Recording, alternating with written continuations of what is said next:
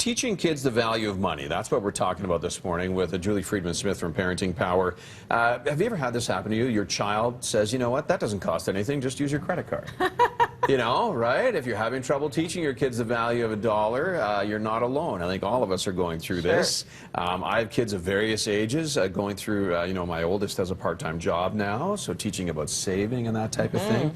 Younger kids, though, when we're kind of getting into the dollars and cents of teaching them the value of money, Julie, you were saying there are two things that you really want to hammer home. One is, the first thing is that chores should not be connected to the financial reward. Now, why is that? Well, they can be. Like, if that's your family's decision, that's great. But what we hear from parents is, well, my kids don't really care about the money, so they're not doing their chores.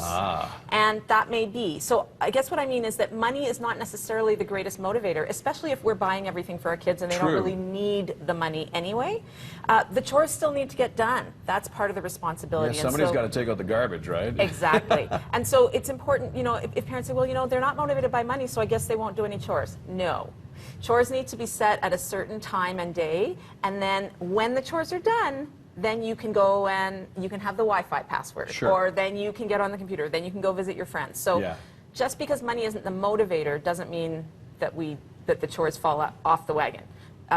If you want to still link the money to chores, you could say, you know, the chores need to be done by such and such a time. If I don't have to nag you, you get paid. If I have to ask you more than once, you don't get paid. You still need to do the chore. So that's one way to do it.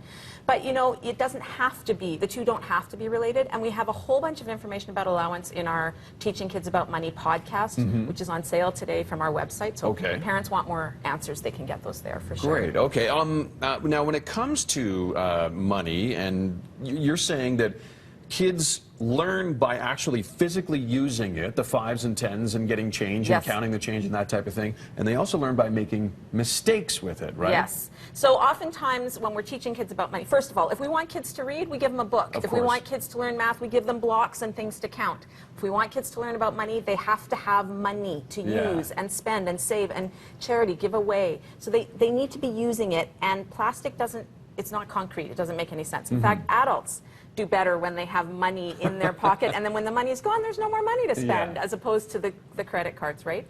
So we want kids to be handling money, realizing that when they pay for it, oh, I have less now than I had then. So for sure we can get to plastic money with kids, but when we're teaching them when they're young, they need to have the real thing. The real thing. Okay. Now, when should you be starting this for kids? You know, you can start playing with money at 3 and 4. Preschoolers are great at sorting things. So that's a perfect time to take this big pile of change from the change jar and sort it into dimes and nickels and quarters. And then you can say 4 of these quarters make 1 loonie, and you can start playing trade games. You know, I'll trade you this loonie for these 4. So they start to learn how the money adds up.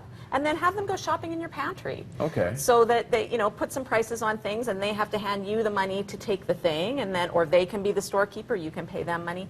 So it's that process of playing and using it. Using it, right? And they have to use it, and they have to make a mistake and say, okay, I'll give you 4 of the loonies for that 1 quarter, and you're like, whoa, okay, well, you ended up with a lot less. The other mistake that they get to make is when they've saved up some money. So you give them some money, maybe you give them a few dollars, and they get to spend that however they want.